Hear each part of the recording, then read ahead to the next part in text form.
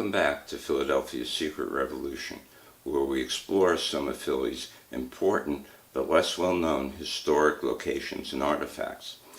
My name is Marty, and for this episode we'll explore Congress Hall, the building behind me where Congress met from 1790 to 1800, while Washington, D.C. was being designed and built. Congress Hall stands at 6th and Chestnut Streets, only about 50 yards from Independence Hall.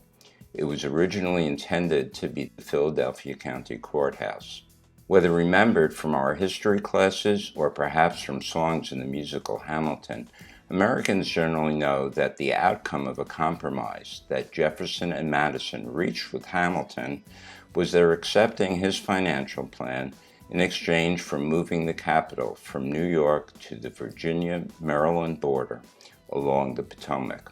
That compromise was formalized in the Residence Act of 1790, which established what would become Washington, D.C.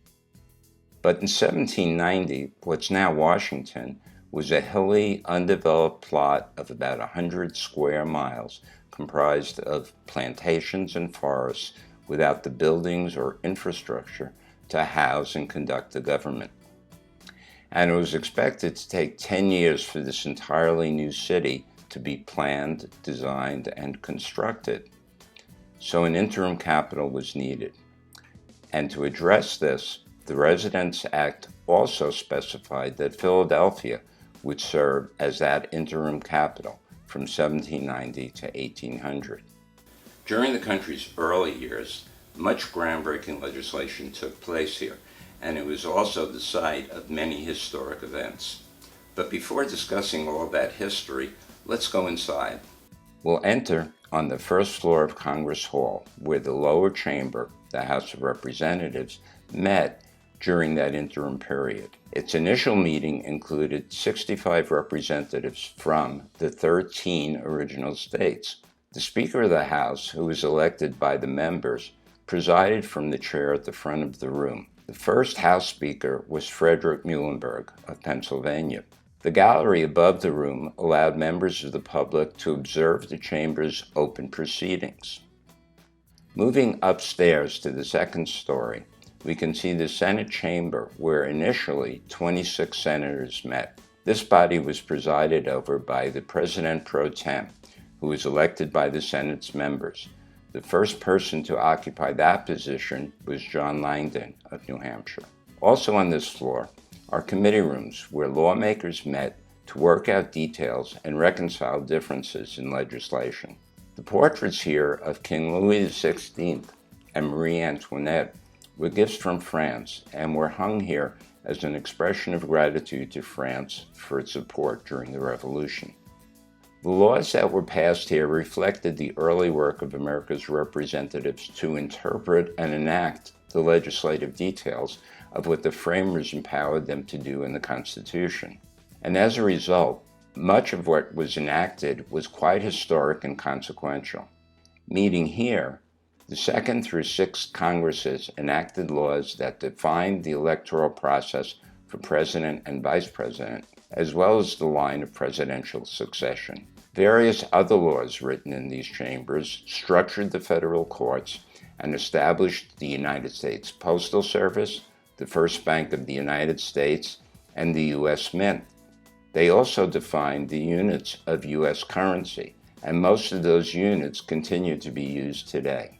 Also in these rooms, Congress established the basis for apportioning House seats based on the U.S. Census. Some of the legislation enacted here was quite controversial, especially the first of two Fugitive Slave Acts, considered to have been among the factors eventually leading to the Civil War. Defending the nation was also a high priority on the congressional agenda. Defense-related legislation enacted in these rooms included funding the construction of naval ships such as the USS Constitution, which is fondly known as Old Ironsides. Other laws passed here created the United States Navy and Marines, provided for states to raise militias, and authorized the president to utilize those militias to protect the country from foreign or domestic threats. In addition to legislative acts, Certain other proceedings were also conducted here, and other significant events took place during this period. In 1792, the House conducted the government's first investigative hearings, examining General Arthur St. Clair's defeat in the Battle of Wabash. George Washington's second inaugural was held here, as was John Adams' first inaugural, which importantly signified our first peaceful democratic transfer of power, as well as Washington's precedent of limiting himself to 2 terms. It's also noteworthy that between 1791 and 1793, during the Second Congress, the size of both houses increased when Vermont and Kentucky were admitted as the 14th and 15th states. Also during the period of the Second Congress, the first 10 amendments to the Constitution were ratified and embodied as the Bill of Rights. Well, that concludes our visit to Congress Hall. I hope you enjoyed it, and I hope that you learned something from it. Thanks for joining me, and I hope you'll join me again for our next installment of Philadelphia's Secret Revolution.